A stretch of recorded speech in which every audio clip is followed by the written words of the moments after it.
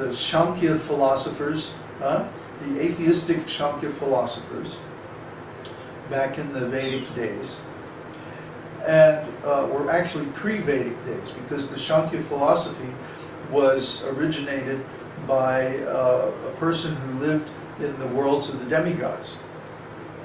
Materialistic Śāṅkhya. I'm not talking about Kapila Dev, the incarnation of Krishna, his Śāṅkhya. I'm talking about the false Kapila. He came from the temple? Yeah. Yeah. When did it happen? Oh, it must have been millions of years ago.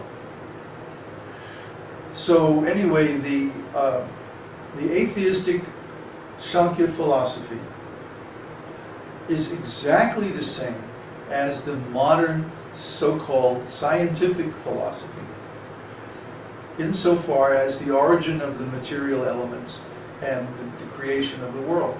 Nothing new here, folks. And the same arguments against it still apply today, just as well as they did back in the time of Vyasadeva, when Vedānta-sūtra was written. You can't get something from nothing.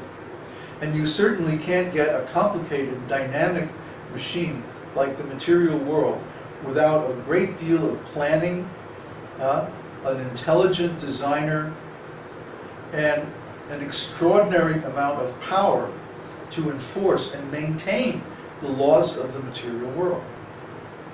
What do I mean by maintain?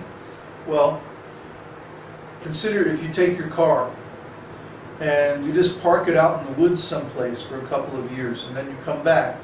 Is your car going to work? Probably not. To keep your car running requires constant maintenance, or at least regular maintenance. You have to put fuel in it, you have to clean it. If anything goes wrong, you have to take it to a qualified mechanic to have it fixed, and so on. So you can't just leave your car out in the middle of the woods and expect it to keep running. Everybody knows this.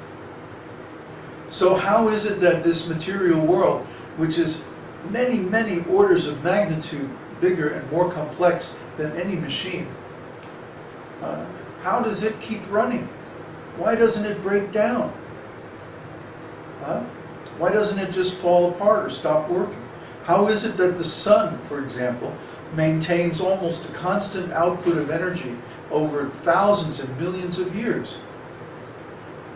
This is an amazing thing. This is a miracle. Every day is a miracle. But we don't see it because we have this materialistic mindset that says, oh, it's just because of the laws of nature. Well, just because of the laws of nature is a very big deal. The laws of nature are so delicately balanced that if some of the fundamental constants of material nature were just a little bit different, for example, atoms would be impossible. Or motion would be impossible.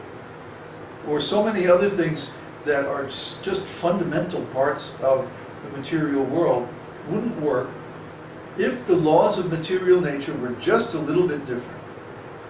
So we have to understand that there is a great intelligence behind this material world.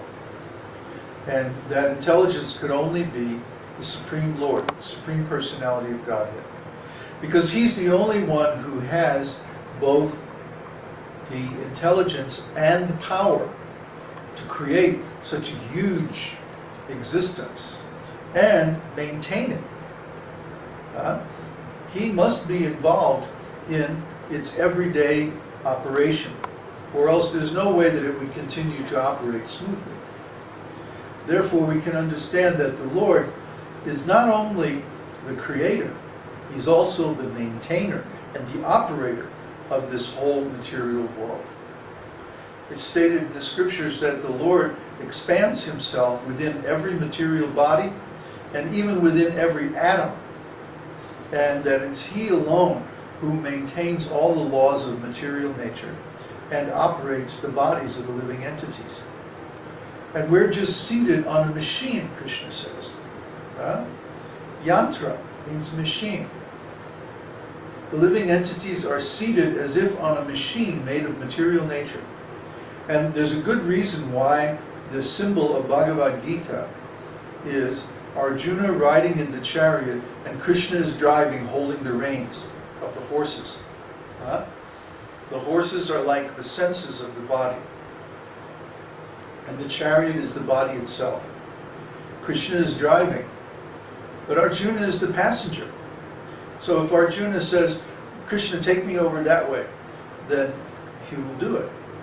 Similarly, if I say, Krishna, I want to raise my hand up, then he'll do it.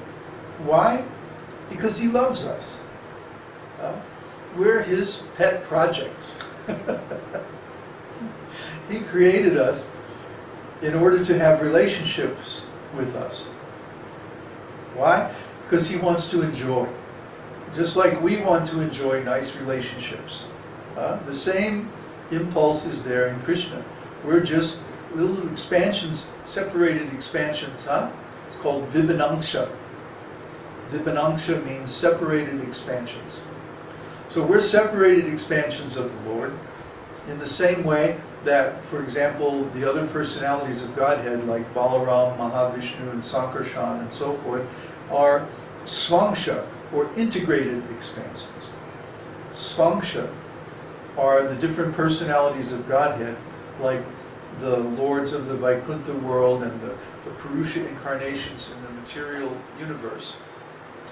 But we're also expansions of God, because after all, God is the source of everything. So we are separated from Him, which means we have a separate individuality. And the thing about that is that the Lord never violates our individuality. He created us this way. So He's not going to break His own laws. So once we exist as an individual, Krishna always maintains us as an individual, which means we have our own free will. So we can choose whether to be in relationship with Krishna or to try to ignore Krishna and have a relationship with the material energy. Why is there so much chatter while we're discussing all this philosophy? No wonder they don't have good questions. Huh? Stop the chatter on the chat thing. Listen. And just listen for a while. Try to understand this philosophy. I feel like if I was a teacher lecturing to a room of students and they're all talking in the back of the room. Well, it's Krishna Bhakti. He said it would be black and white to consider that the methods of the scientists would be lying, cheating, deceit, and propaganda. So, Whatever. Anyway, let's try to concentrate on the material so that when it's time for discussion, we can ask good questions about it. Sometimes it's like, crowd control. Anyway, so all this theory is given in Vedānta-sūtra, both the scriptural conclusions and the objections or the theories of other people who are trying to counteract the philosophy of the scriptures. And the interesting thing is, all these materialistic philosophies have one thing in common. They all say that matter can create itself. Why do you think they say like that? It's because they're all atheistic. They don't want to have anything to do with God. They want to have a relationship with God's material energy. They want to enjoy His material energy. But they don't want to worship Him. They don't want to serve Him. So they make up a theory that, you see, actually God isn't necessary for the creation. The matter can create itself. And that way there's no need for God. So we don't have to worry about God. God is irrelevant. Let's just enjoy the material world. Whoopee. So the biggest problem with this, of course, is that it's not true. It's a lie. It's a very self-serving lie to create the illusion that God is not involved with His creation. But just like to keep your computer running, You always have to defrag it and you know, get the viruses out and back up the hard drive and do all kinds of things. Or just like a car, you have to keep changing the oil, or you know, having a tune-up every so often to keep it running. This material world would not keep running unless, what happened? The video disappeared. Go back to the participants tab.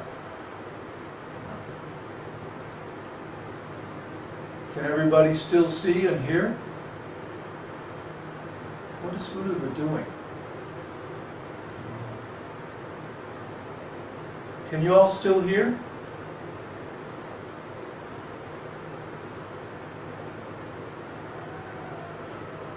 Yeah. Okay. Somehow or other we're going on. Anyway, so many disturbances.